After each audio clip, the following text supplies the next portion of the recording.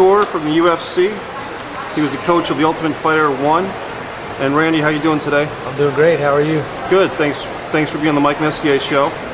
And what was it like being a coach on the Ultimate Fighter? It was a great experience for me. The guys were great. I enjoyed working with them. The assistant coaches were fantastic.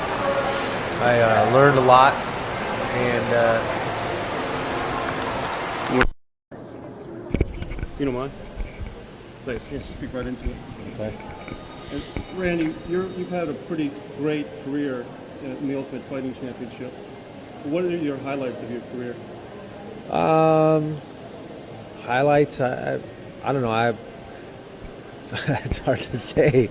I won a few championships. It's hard to pick one over another. I think anytime you're an underdog, like I have been in a few fights, it's always fun to come out on top. Certainly the Vitor Belfort fight, the first time I fought him back in '97, was a big win for me. I think beating Chuck and then Tito, both as 3-1 underdogs, were both big wins for me. But I look forward to the future and getting back in there in February and the third match, the rubber match with Chuck Liddell. Well, that's going to be great. I didn't even know that the fight had been signed. You, Chuck, and Tito have had kind of a three-way rivalry. Is that fair to say? Yeah, sort of. Yeah, that's cool. Is it you and Chuck seem to be pretty friendly on the show? You guys, how do you put that friendship aside when you fight a guy? It's what we do. I mean, we're fighters. We love to compete. The fact that we get along and have gotten along outside of the ring has no bearing on what we do in the ring. We go in and do what we're trained to do and compete hard and shake hands afterwards. Right. Is there anybody that you haven't fought that you would like to fight? I mean, everybody's talked a lot about trying to bridge the gap between the Pride and the UFC, and Vanderlei Silva being the #1 guy and in the weight class for Pride would be a great fight. But there's a lot of guys out there to fight. I don't really care. I'll fight anybody. Right. And Randy, I want to let you go in just a minute, but how did you get involved in mixed martial arts competition? I started with Olympic wrestling, most specifically Greco-Roman wrestling, and this just kind of became an extension of that competition. I had my first fight in May of '97, basically on a whim. It was just something I wanted to try, and obviously it's gone way further than I ever expected.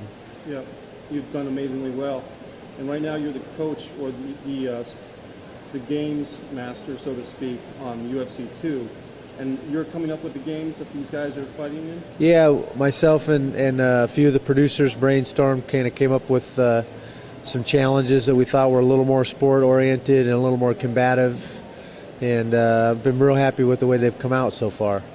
I saw the mud wrestling one was pretty funny, where they're trying to push each other out of the pit. Yeah, a little king of the mat with mud added to give it a little flavor. Yeah.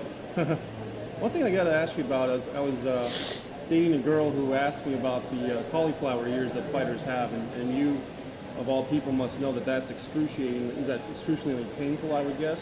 I've had these for about 15 years. Yeah. I got them when I was wrestling in the service, and they're real sore when you first get them, and then after that they're like armor. They're hard as a rock. Yep. So God kind of knew what He had in mind for me and gave me some armor plating on the side of my head.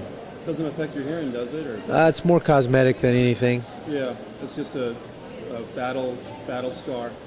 Yeah, certain countries you go to the head of the line if you have a set of these. Yeah. And Randy, it's well known that you're a fighter. You're in your late 30s, early 40s. Is that correct? 42. 42. So, how much longer do you think you can keep going with fights, man? Well, my body's holding up very well. I'm still able to train and compete at a high level. As long as that happens, I don't see myself doing anything else. There's a couple of guys like yourself, like Ken Shamrock, who are fighting into this, but it's almost like a pitcher in baseball that hits his stride, like a Randy Johnson or something like that, isn't it? Yeah, I think you're seeing it in a lot of professional athletics now. We're just the science of sports. We're getting more and more out of our bodies, and guys are able to compete at a higher and higher level at an older age. I know that UFC endorses Zions. Is that it? The product? Zions is a big sponsor of the UFC. They sponsor the Ultimate Fighter, and you can see them at on the canvases of just about every fight now. Is that something that you take yourself, or? Actually, they don't sponsor me. I'm sponsored by another company called Physogen. Okay. Cool. And what's your advice to anybody out there watching? Rhode Island is where the show is broadcast, and it has a lot of guys that are taking mixed martial arts or jiu-jitsu or taekwondo. Do you have any suggestions to guys that might want to be involved in this type of fighting? I would think the best thing to do is to find a good gym, find a place to train that's going to take care of you, where you can get good instruction and work out with a bunch of guys that have your best interest at heart. Great. All right, Randy, we'll let you go. I know you're a busy guy, so thank you very much for being on the Mike Messier Show. You bet. Thanks, Mike.